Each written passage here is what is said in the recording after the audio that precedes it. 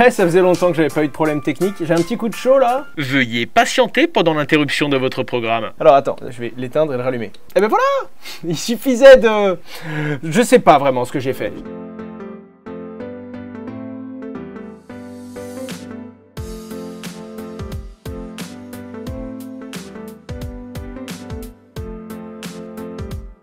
Hello, très bon speech à Vivatech et merci encore pour la place. Merci à vous d'être venus. J'ai eu des super bons retours. Je me demande si je l'upload sur YouTube quand j'ai les rushs qui me sont envoyés par Vivatech ou si j'en fais une vidéo travaillée différemment. En tout cas, les gars, vous êtes venus, vous étiez vraiment très nombreux. Hein. J'ai des photos où on voit les gens debout, il y a 3-4 lignes de personnes debout. C'était vraiment insane. Merci à tous. Surtout que pour une fois, c'est une conférence sur laquelle j'ai pas l'habitude. Hein. J'ai parlé de Minecraft, de World of Warcraft et de comment le gaming m'a poussé vers l'entrepreneuriat, et je dois vous avouer que j'étais pas très à l'aise parce que c'est pas mon sujet de prédilection quoi, donc merci à vous d'être venus et de m'avoir soutenu.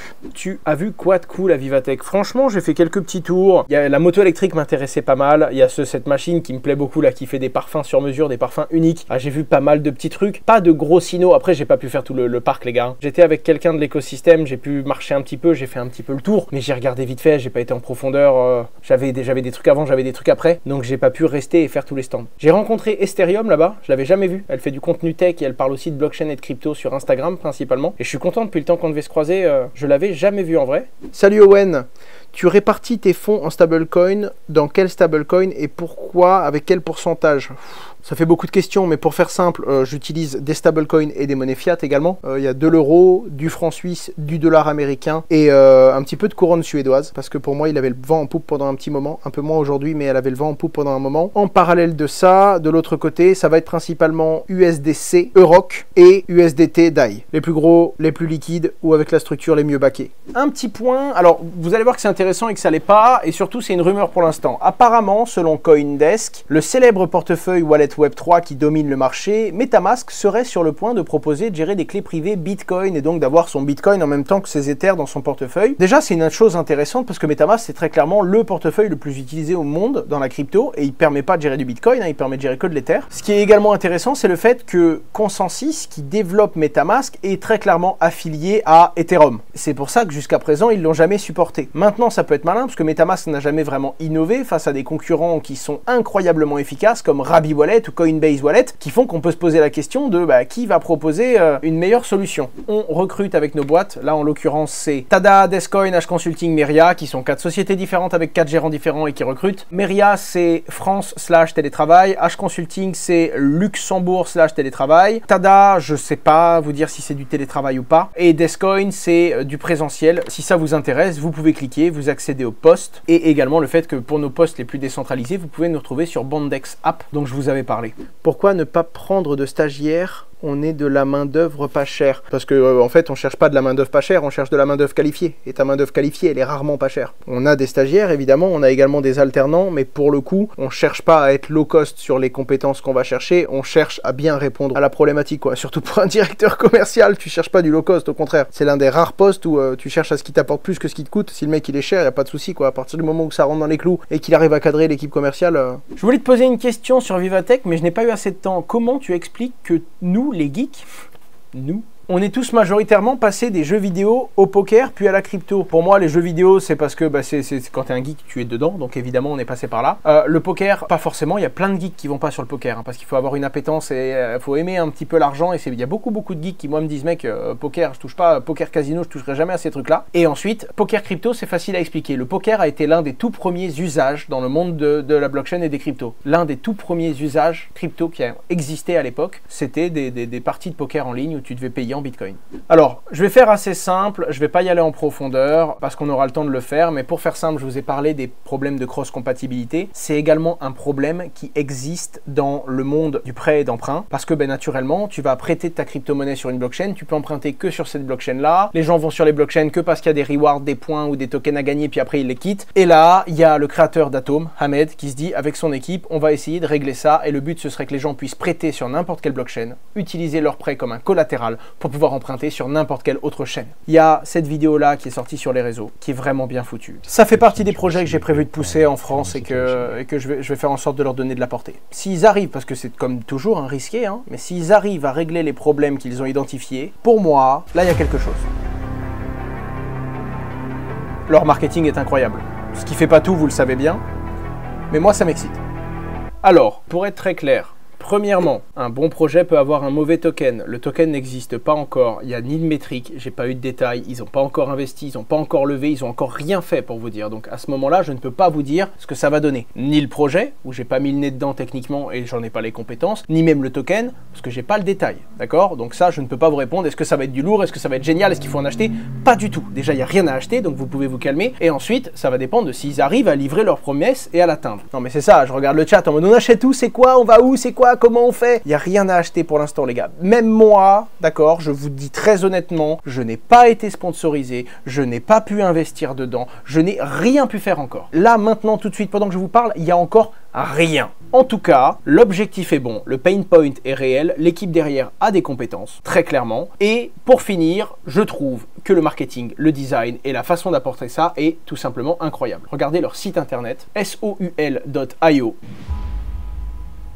C'est le site internet, les amis. Le site est mené comme une expérience. On ne peut pas encore lancer l'application, évidemment, elle n'existe pas encore. Mais ça t'explique le fonctionnement, l'intérêt, le but. Enfin, tu vois les problèmes qu'ils essayent de régler. Et c'est comme dans un jeu. J'avais jamais vu un site comme ça. J'en avais déjà vu, mais pas aussi bien réalisé. C'est clean, hein? Toutes les pages sont comme ça. Tu peux aller sur le press kit, par exemple. Tu peux... T'as tout.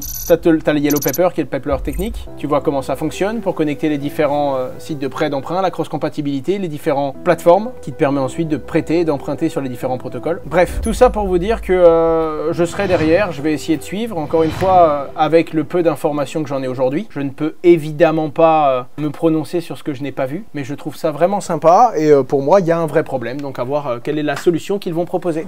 Les amis, Multiversix a fait une belle annonce. Quand je dis belle annonce, ils ont pas mal d'annonces, mais celle-là, je pense que c'est l'une des plus belles et l'une des plus grosses depuis un bon moment, c'est-à-dire qu'ils annoncent les Sovereign Chain. Et c'est live, c'est-à-dire que les devs peuvent maintenant créer leur Sovereign Chain. Alors globalement, pour faire très simple et pour les plus débutants, c'est comme des Layer 2, et ça va permettre à chacun de profiter de tous les avantages du réseau Elrond, la décentralisation, les validateurs, etc., tout en créant son propre réseau en parallèle. Mais il y a quelques points qui sont relativement intéressants. Déjà, la première chose, c'est que tu n'as pas besoin de bridge pour passer de ton Layer 2 à ton Layer 1, c'est-à-dire que ça a été créé et c'est compatible by design. Donc instantanément, tu vas avoir l'intégration de tes fameux tokens de ton Layer 2 par exemple et la compatibilité avec ton portefeuille Multiversix. Ça c'est intéressant. La deuxième chose, c'est que gros point que moi je reproche depuis un petit moment à Multiversix, c'est son manque d'interopérabilité avec les autres blockchains. Je vous parle même pas de ce nouveau système de Sovereign Chain. Multiversix n'est pas interopérable avec Ethereum, n'est pas interopérable avec les autres, c'est un autre langage, c'est d'autres entre guillemets façons de fonctionner et donc tu as un petit peu MVX qui est dans sa bulle à côté de toutes les autres blockchains qui sont très souvent EVM et qui peuvent communiquer entre eux. Déjà spoiler, ce n'est pas vraiment un parce que ça a déjà été annoncé, mais MVX est sur le point de changer ça. Ils ont un accord avec Axelar, ça prend du temps, beaucoup de temps, mais ça arrive. Donc il y a des choses qui sont en train de se faire et ça va ouvrir. Et d'ailleurs, autant vous dire que on va tout faire pour que Tada fasse partie de ces premiers tokens qui seront partout. Je sais qu'il y a pas mal de trucs dans le pipe. Encore une fois, j'ai pas tout le détail à vous donner parce qu'il y a plein de choses que je ne sais pas et qu'on ne veut pas me dire, ou alors je pose la question et on me répond tu verras avec un smiley, mais du coup j'ai pas le détail. Tout ce que je peux vous dire, c'est que ça y est, c'est un sujet qui est préoccupant pour l'équipe d'MVX, et même si ça a pris du temps, c'est des choses qui arrivent. De la même façon, il n'y a pas qu'Axelar, et j'espère qu'il y aura d'autres belles surprises au niveau de la cross-compatibilité. En attendant, ce qui est intéressant avec l'interopérabilité que proposent les Sovereign Chain, c'est que certains de ces Layer 2 peuvent intégrer différentes virtual machines. En gros, ton Layer 2, c'est une seconde couche qui va te permettre, entre guillemets, d'augmenter la scalabilité, d'avoir ton propre réseau, d'avoir ta propre décentralisation si tu le veux, et à moindre coût, parce que c'est des infrastructures et des serveurs qui sont très peu coûteux pour faire ces Sovereign Chain sur Multiversix. En parallèle de ça, c'est très scalable, et tu profites de la sécurité du réseau principal de Multiversix, et en plus de ça, tu peux être cross-compatible, tu peux être un Layer 2 de deux blockchains. Ce que je veux dire, c'est que tu peux créer une Sovereign Chain qui va à la fois marcher avec Ethereum et à la fois avec la blockchain Elrond. Techniquement, c'est sexy. Techniquement, il y a des bonnes idées. Maintenant, est-ce que ça suffit pour être disruptif? Vous l'avez bien vu, hein, on est dans une phase où MVX et pas mal de Layer 1 sont en galère. Globalement, même s'ils innovent techniquement, ben, ça pousse pas le prix à la hausse. Quoi qu'il en soit, et c'est une certitude, c'est une innovation. Et pour moi, la plus grosse depuis très longtemps sur Multiversix, ça c'est clair. Moi ce que j'attends maintenant, c'est qu'avec ce système-là, il y ait des sovereign chains qui se créent, et là il faut qu'il y ait des gens qui arrivent à build, hein. Ils ont proposé d'ailleurs $1 million à des projets qui veulent créer leur sovereign chain sur Multiversix, mais surtout que ça s'ouvre aux autres blockchains pour que rentrer soit aussi facile. Je vous donne ma théorie sur Multiversix, vous êtes peut-être pas d'accord avec moi, ce que je peux respecter, mais en attendant, écoutez-moi ça et dites-moi ce que vous en pensez.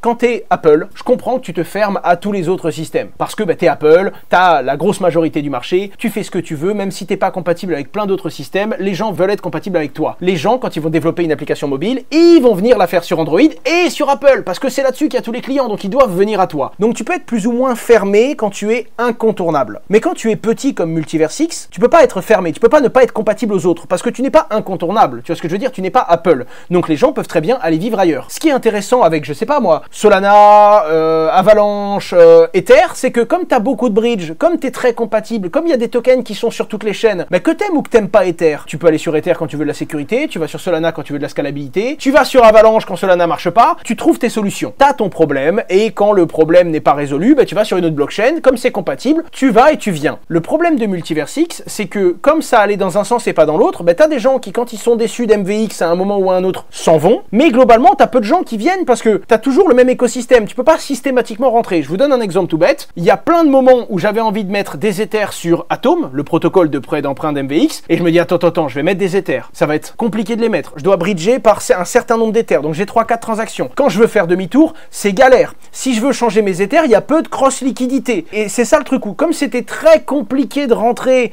et encore plus dur d'en sortir, il y a des moments où pour moi, le meilleur moyen que les gens ne coupent pas leur abonnement téléphonique free, c'est de leur rappeler qu'ils se cassent quand ils veulent sans engagement. Tu vois ce que je veux dire? Alors à un moment, quand t'es incontournable, tu peux mettre des engagements aux gens, ils vont rester, ils partiront pas. Mais le fait que les gens puissent partir facilement, le meilleur moyen qui reste, c'est quand même de leur dire regarde, tu pars facilement mais tu reviens quand tu veux. Et c'est le problème d'MVX. Aujourd'hui, il y a plein de tokens qui devraient être sur Multiverix et qui n'y sont pas parce que c'est galère de rentrer et de sortir comme on veut. Et c'est pour ça que pour moi, ça va dans cette direction, c'est une très bonne chose. Pour moi, ça doit continuer à tendre dans cette direction. Je pense que c'est une bonne chose. Il y a trop de blockchains, il y a trop de réseaux, il y a trop de layers aujourd'hui. Ok, le seul moyen que ce soit pas imbuvable, c'est qu'on puisse passer un token d'une blockchain, d'un layer à l'autre rapidement et sans problème de frais.